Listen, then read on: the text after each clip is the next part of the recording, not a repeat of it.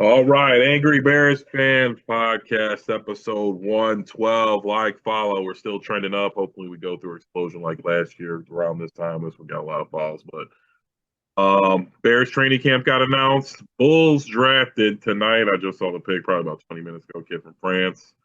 White Sox fans are heckling guy about his dead mom. Cubs are slumping, so a little bit to talk about. We took a couple weeks off. It's just slow time of the year, and this is the even slower time of the year coming up. But Bears training camp dates dropped. It's let me look this up. 12 public practices, July 25th to the 15th. Gonna do the same thing they did, like the lottery or whatever, the free pick, the tickets, and whoever or not lottery, whoever gets them right. Yeah, it's gonna be a shit show because Family Day is August 3rd at Soldier Field, and it's just it like the scalpers have completely even ruins training camp for Bears fans, and it's a joke is what it Yeah, is. it It's sucks. very sad. But yeah, training camp was announced. You said it. July 25th is really the first day that things really kick off.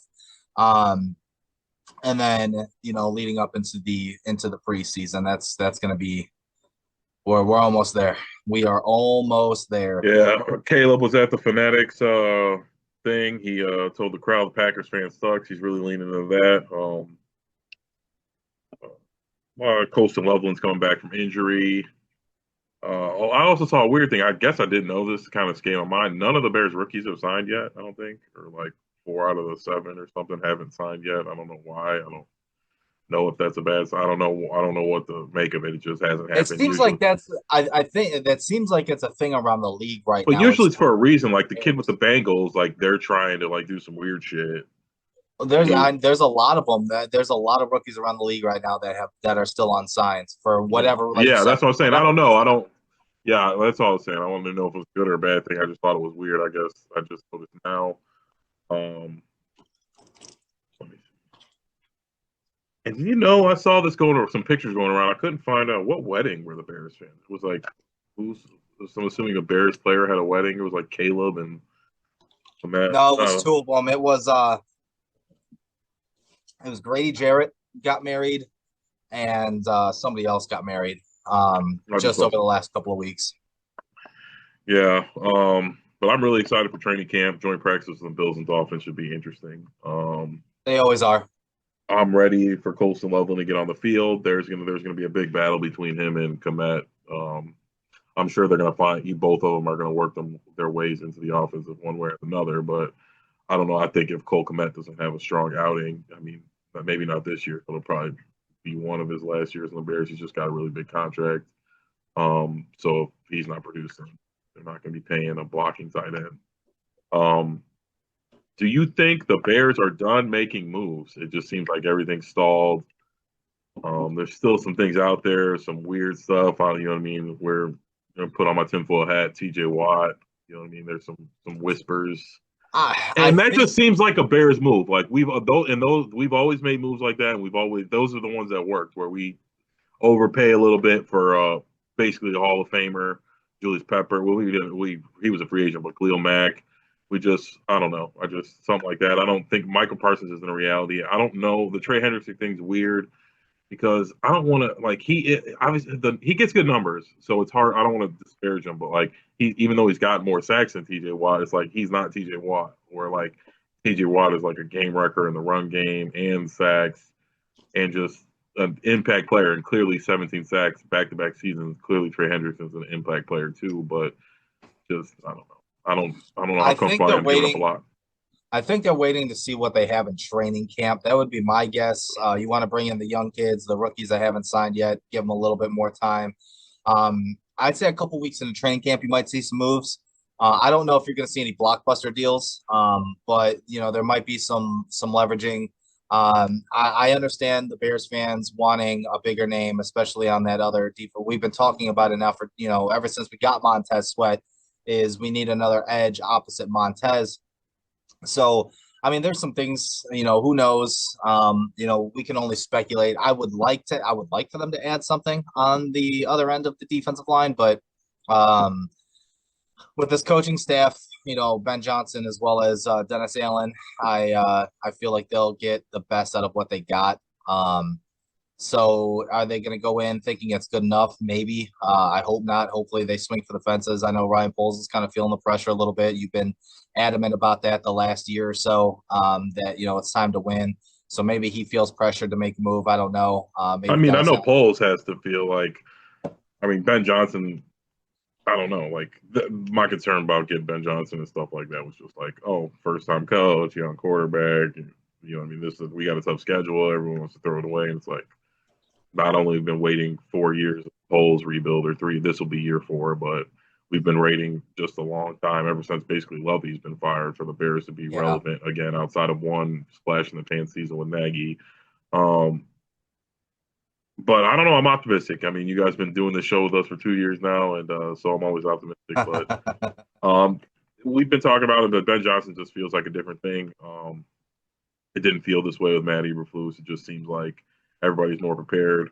Caleb, hate him or love him, he does seem to be fitting the part. He looks like and talks like a franchise quarterback to me. Our season didn't go the way I wanted, but statistically, he did pretty well for a rookie. I mean, and you just take a rookie out, he just had a mediocre season for any quarterback, which isn't that bad, especially by any Bears standards.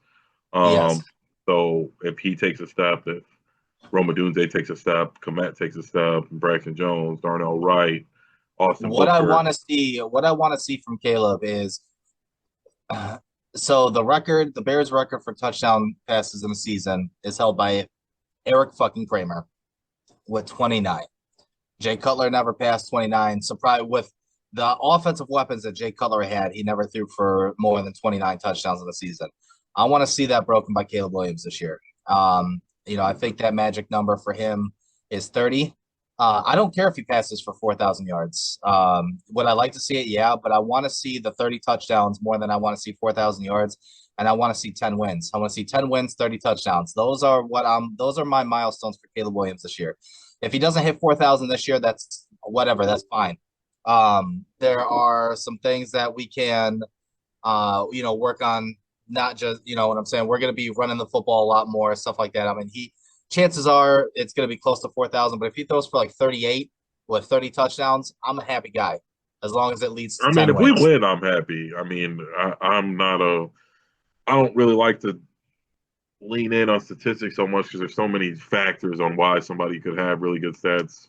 Garbage time, losing. I don't know. But I want to win. And I think Ben Johnson really wants to win. I know Caleb wants to. He really, somebody who's one of the number one prospects, probably he won a state championship in high school, go to college, and it not really. I mean, he obviously got a Heisman out of it, but there was no winning going on, no winning on any divisions or anything like that. He got some good wins against some shitty teams, but he wasn't really playing meaningful football. He didn't get to play any last year. And the Bears, that's what we want to get back to playing meaningful football. Um, and it's going to be tough. We got one of the hardest schedules in the league. Got a tough division. We're going to have to play the Eagles. Um, we're going to get to see Aaron Rodgers again in Pittsburgh. It was supposed to be a Justin Fields reunion, and now it's Aaron Rodgers. He's still on his talking shit tour. He says this is going to be his last season. Feels like his last season. That'll be interesting to see how that plays out. Nice. That's in Chicago too, right?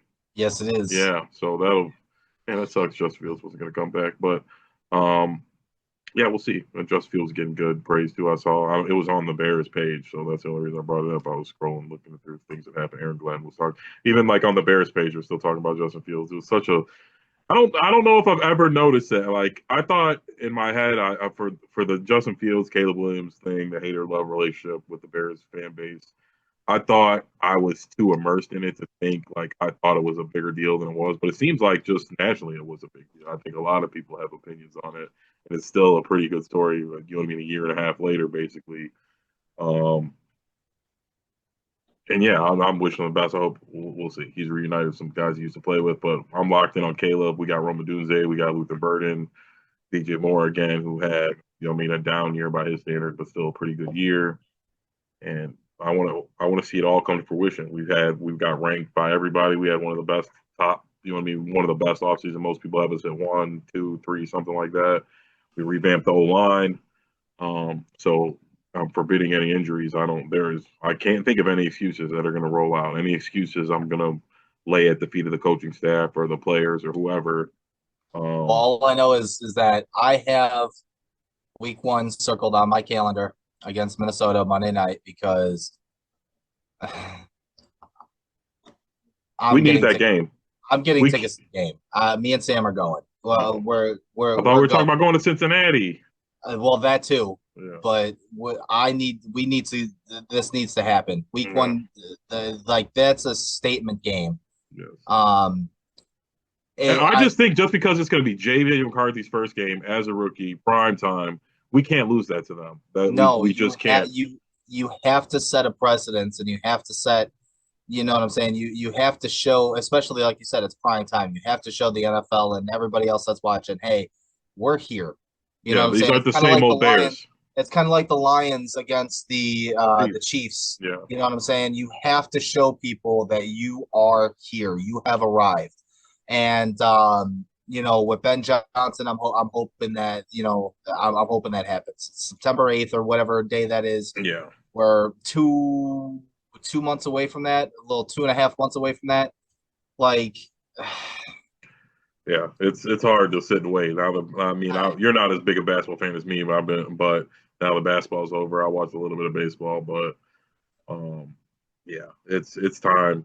Week one against the Vikings. JJ McCarthy's coming out. Hopefully, he wants to be his coming out party. We just can't lose to essentially a rookie quarterback in his first game, a rivalry game, and a prove it year for us.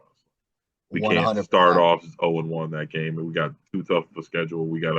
That's a sign of a good team. We gotta beat rookies. Like teams led by rookies shouldn't be able to beat a good team. You know what I mean? You put out come up a good game unless he's JJ McCarthy's generational. They're really, you know what I mean. Our coaching staff should be able to put something together that he can't get through. But yeah, just training camp stuff with the Bears. Like I said, the Bulls drafted Noah Essengu. I don't know how to pronounce it. He's French. Athletic forward, raw guy, kind of Pat Will vibes. Younger than him. Patrick was an older player, I believe. This kid's the youngest guy, the second youngest player in the draft to Cooper Flag, sorry, from France. He played pro ball in Germany, like 10 or 11 points a game. Just looks like a project. I mean, maybe the Bulls will be in a position to throw him right in the rotation. I feel like they kind of have to. I don't know who they've got already that they want to look at. Um, I'm surprised they didn't get in on any of these moves. The Bulls are just terribly, terribly run. There's whispers that Ac's going to get an extension. I don't know if Jerry Reinsdorf's got like dementia or like what he's suffering from, but like I don't understand. And you talk a lot of shit and you joke about it, but it's like and we're getting to a point where I feel like I can run the Bulls better than what these guys are doing. It doesn't make any sense. We don't know how to sell high. We don't know how to get rid of stuff. They're holding on to stuff. Like I like Kobe White. Seems like a nice kid. Nothing against him, but it's like you got to sell high. You know what I mean? He's at best a bottom tier starting point guard. He's really a six man. It's like if he's got any juice, you got to get rid of him. I think they should re-sign Giddey just because you're not going to get a young player who's a every night triple double threat. Maybe he won't be. Obviously, he's not going to be the best player on a winning team, but I think he's a good piece who fits with a lot of people. It gives you flexibility to go and get a scoring point guard if you want. You don't have to get a traditional point guard. You can go out and get the pieces that you want. Booz Ellis, he's got to take another step. Everybody seems to be high on him. Basically, from what I'm reading, they're basically shutting down any trades that anybody's even interested in getting him. I'm guessing, unless it's pretty honest. I just don't think they're loaded up enough to get them, and I think that's where the Bulls fucked up. They needed to get rid of Vooch and all these guys at the deadline and punt on this season because this was a good year to go and get somebody who might be a star. I think right now they're saying he's not, but like John Morant could be had right now. I think Zion Williams could be had. And maybe these guys aren't gonna, maybe they are. I don't like to call them bust because they've already, Ja was a borderline MVP. Zion, when he's healthy, is a 23, 24, 5-5 guy. But they've got superstar potential, and it's like the KD just got picked. You know what I mean? I know he's old, but it's like the Bulls are never in a position to get these guys when they come available, and and Billy Donovan's getting an extension. I'm like, for what? Perpetually making the playoffs? Like, nothing against Billy Donovan. I guess you have to be a good coach to do this with the Bulls, but why are you paying people money? Like, you should be saving money for free agents and all type of shit. Like, what are you wasting money on coaches for? Yeah, I guess they said. I guess they gave Billy Donovan that extension because the New York Knicks called and wanted to talk to him about their that head was opening. I don't get that. Like, Billy Donovan's better than Tom Thibodeau. Like, in what fucking universe? Because he won I in college 20 years ago. He's been an I NBA have. coach for a long time. He has not done anything better than fucking Tom Thibodeau. And the only good seasons he had when he had a stacked ass Thunder team. Well, the one thing I could say about Jerry is that at least one of his teams is being sold. Uh, he has that deal in place with Justin Ishbia. Yeah, One for of a the couple brothers, years, right? yeah, that owns the Phoenix Suns. Even though the Phoenix Suns really are that they're another poorly ran franchise. I But won't he's say got that. I think they made a bad move. We'll see if they can bounce back from it. They made a bad. The KD Beal stuff didn't work out. If it would have worked they out, it'd been fine. they But that's the spend type of money. thing I want them to do. You got to swing for the Yeah, fences in they these they leagues. spend money. They spend money, so I'll give them that. But yeah, I think the earliest timeline for him to fully take over is 2029. Yeah, He'll still have his hand in the pot a little bit now, but I think they'll put the pressure on him. I think it'll be before like that. 2029, where they're like, Well, you know what? 2029 is the earliest that by the contract, it Oh, is the earliest that he he can take can over take transfer ownership. power, but like, you Yes. wouldn't. Yeah, okay, all Yes. right. Yeah, I'm not. But they will start spending a little bit of money. Now they're not going to go out and spend hundreds of millions of dollars in free agents, over the next couple of years. That's not going to happen. But come 2029 after, because there's going to be a new CBA this offseason. You know what I'm saying? And come 2029 when he fully takes over, if he does take over in 2029 or 2033, whenever he does take over, there will be some spending. There will be some improvements. Finally, change of ownership. We've been begging for it. The White Sox are staying in Chicago. They're not going to be moving anywhere. Ishbia is building like a $20 million mansion somewhere in the north suburbs up by like Lake Forest or whatever it is. So he's not going anywhere. The team's not going anywhere. So at least we have that. Some hope, yeah. To look forward to down the line because as of right now, the White Sox are just fucking god awful. And then, yeah, you were talking about the fan, you know what I'm saying? Talking about Cartel Marte's mother and the fact that she died in what was it, like 2017 or whatever. Like I understand heckling fan or heckling athletes, right? You know what I'm saying, giving them shit Yeah, and stuff like that. but you But like we've there's a been out there. certain You just line. call them There's a certain gay line or you yeah. something. There's a Like certain line you don't cross. who You know what I'm saying? And you don't that's in talk like about somebody's everything. That dead people are just relative. weird now. Yeah, Like like I don't know. People, I he just probably was trying to go viral. I don't know. Like I said, people just have no damn sense. That is like a line. Like, what if yes, like what's he gonna climb up there? Like he would climb up there and beat the living shit out of you. Like, one well, like hundred why even percent. say something like that? Like I said, we've been out in the outfield and you call him gay and we call him pussy, trying to distract him. He's catching a fly ball, but it's like you don't say nothing ignorant. That being said, I'm not a big fan of banning somebody because of that. Like, yeah, he said something stupid, but he's a fan. He bought a ticket. He didn't put his hands on anybody. Like, I don't know. Like same thing happened with LeBron a few years ago when the guy said he hoped his son died in a car accident. Do I think that's a nice thing to say? No. If somebody said that about my son, I'd probably punch him in the face. But that being said, I don't know if that's enough to have you kicked out of a stadium and banned. Like, I don't know. Like, it is what it is. Like, these guys got to have a little bit of tougher skin, and we'll see. Oh, we didn't talk about the Thunder won the championship. Like I said, Tom's not a big basketball guy, so and it's a kind of one of the down years where this is like probably worst case scenario for the NBA. Fucking Indiana versus Oklahoma City in the finals. It wasn't that boring. That being said, Halliburton tore his ACL No, sadly it was after, just or Achilles. Achilles, sorry, after a calf injury. It's like the fifth time that's happened. Some guys got a calf injury. Um, Very weird. Like, did anybody tear their Achilles in the '90s, the early 2000s, the '80s? Like, I don't. What are they doing now? Where like their Achilles are I, weird? I I think it's the low cut shoes, dude. Like you know what I'm saying? Because realistically, you take a look at the 70s, 80s, I mean, I'd 90s, and like early to 2000s. think that, but I imagine like I know They were that, still but wearing high like top sneakers. if you look into like the science that goes behind the making of a basketball shoe, it makes me look not think that it's like the scientists are making some of these shoes. Like, so I don't know what it is. It's got it's shoes. I like. I was reading stuff like I don't know. Those guys hoop a lot too. Maybe they're not playing other sports. I don't think they weight train enough. A lot of these guys are really scrawny and weak. Maybe they're not weight training enough. Maybe they're doing too specialized training. It's just odd. There was three Achilles in this playoffs alone. And And basically it's this, three superstars, yeah, like and basically the same thing happened to big name KD a couple guys. years. It happened to KD a couple years ago where he got a calf strain and then played the Yeah. next night. And then a game later he tore it. It's like it was tough to see that Halliburton. God, that's got to be a nightmare. Biggest game of your life. And, well, and he was killing too. He had like 10 points in the first quarter, just on fire. But that being said, it was a pretty interesting playoffs. A lot of parity in the NBA. There is basically no dynasties as of late. I guess just the Warriors. I guess the Heat at some point. No, they only got two, right? Yeah, the Heat only got two.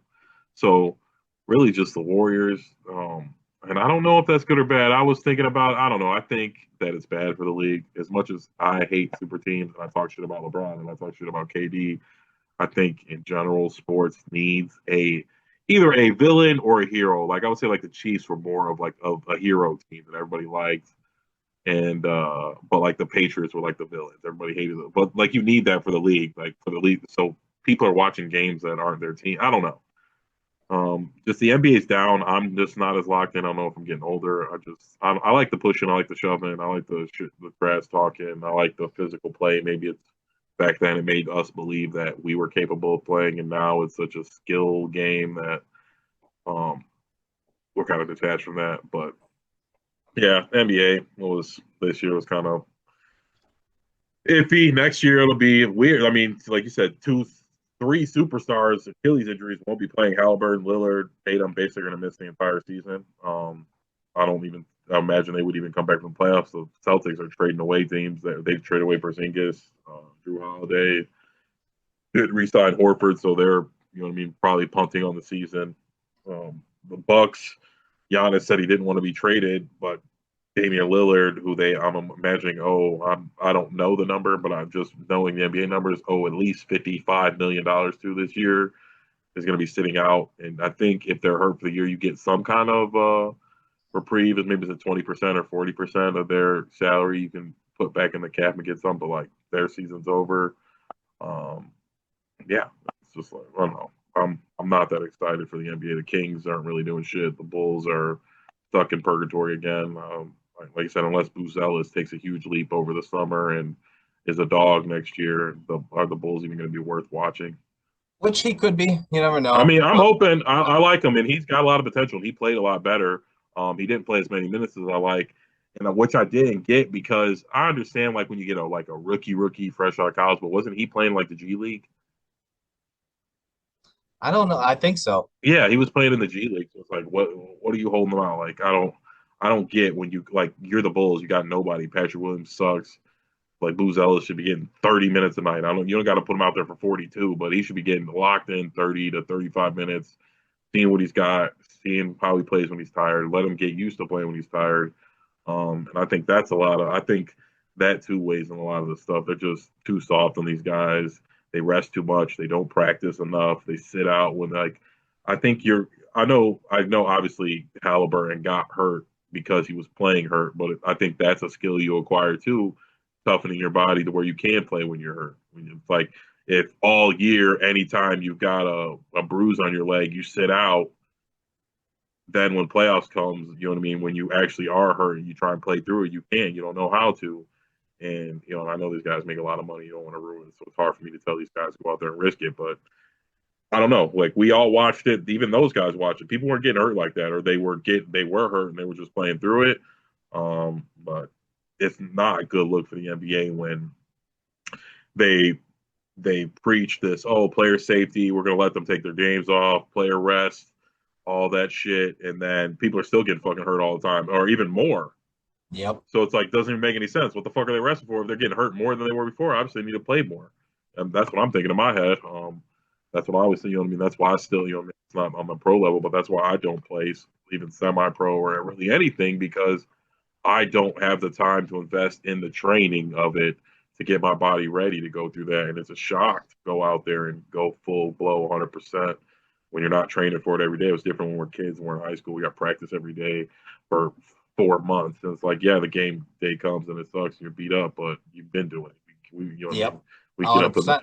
we drink that night and get up the next day and we have to go run and practice. You know what I mean? Practice again. It's like, it'd be fine. Now it's like I played semi-pro a couple years ago. I'll play in a game and next day I wake up, I can't even move. Like the adrenaline got me through that night, but I'd be so sore that I'm like literally I couldn't get up. So but that's my rant on the softness of the NBA. Hopefully we'll figure something out. The injuries are bad, and like I said, it's just not lining up to what they're telling us. Like, oh, we were paying them this money, we're letting them rest, we're letting them take rest days. They're not all playing 82 anymore because they're not going to get hurt. We don't want people hurt for the playoffs, and then every playoffs, multiple people get hurt. Um, so hopefully they'll get in front of it, but that's about it. Nothing much going else on. Hopefully, this new guy for the Bulls is good. Again, like, follow, subscribe. Hopefully, you guys or us will get lucky and we'll get some of these tickets for the Bears training camp. I'm gonna try. We really want to go to Family Fest. Andy was just talking about it. Hopefully, Yeah, we've been talking about Family Fest for years, but they always get sold out so quickly, and maybe we'll then try and people buy are, some on the scalpers. yeah, well, yeah, exactly. They're supposed to be free, but you know damn well, will probably end up being like $150 a piece or some shit like that. But we'll scrape some money together. We'll see Yeah. what we can do. All right. We'll We got see you guys soon. Maybe friends. next week, a week after that. But again, like, follow, subscribe, and I'll talk to you soon, Tom. I'll see you.